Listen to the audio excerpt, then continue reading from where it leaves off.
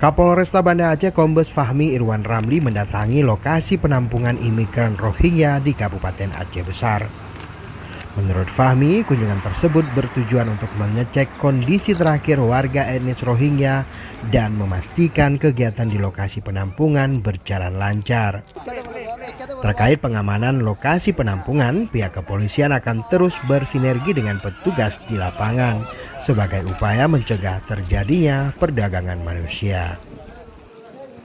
Jadi kami kemari dengan beberapa pejabat utama Polresta Banda Aceh dan didampingi oleh Kapolsek Raya bertujuan melihat bagaimana kondisi terakhir di pengungsian ini.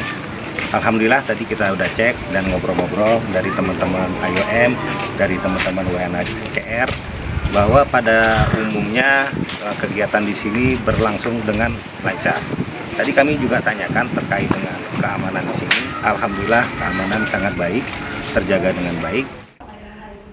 Saat ini jumlah pengungsi Rohingya yang ditampung di UPTD Rumah Sejahtera milik Dinas Sosial Aceh tercatat sebanyak 309 orang.